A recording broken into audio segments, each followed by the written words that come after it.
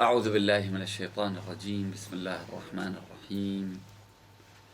الحمد لله رب العالمين، والصلاة والسلام على خير خلقه أجمعين، محمد وعلى أهل بيته الطيبين الطاهرين. قال الله العظيم في كتابه الكريم: ومن يعظم شعائر الله فإنها من تقوى القلوب. في الإسلام عبادات، وفي الإسلام شعائر. ولا شك أن الإمام الحسين سلام الله عليه الذي قتل في سبيل الله وقدم خلال نصف النهار كل ما كان يملك، كل ما يرتبط بالإمام الحسين فهو شعيرة من الشعائر، بشرط أن لا يخرج من إطار الدين، أي لا يكون في ذلك معصية.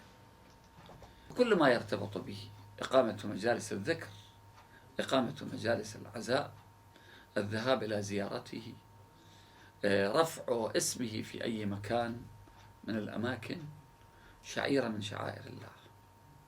وما يجمع عليه الناس ويعتبر بمرور الزمن شعيرة من الشعائر، بمعنى يكون عمل جمعي يؤديه الناس، تذكرهم بالإمام الحسين، تذكرهم بمصائب الإمام الحسين، تذكرهم ببطولات أبي عبد الله سلام الله عليه، فهي شعيرة وتدخل ضمن إطار شعائر الله، إلى درجة أن الأئمة قالوا أن الجزع لا يجوز على الموتى إلا لأبي عبد الله الحسين. هل يجوز الأب هذا أن يلطم على ولده، يعني يبدل الجزع على رحيله؟ لا، لكن على أبي عبد الله الحسين نعم.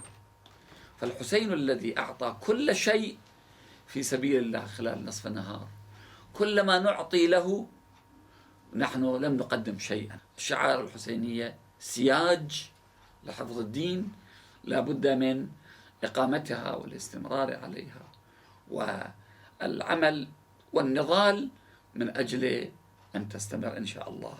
والسلام عليكم ورحمة الله وبركاته.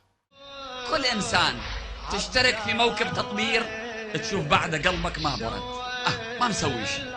تشترك تلبس كفنك، تشيل سيفك، تضرب على قمة راسك، تقول إنا جنودك يا حسين، وهذه أسيافنا ودماؤنا الحمراء، إن فاتنا يوم الطفوف فإنما أرواحنا لك يا حسين فداء.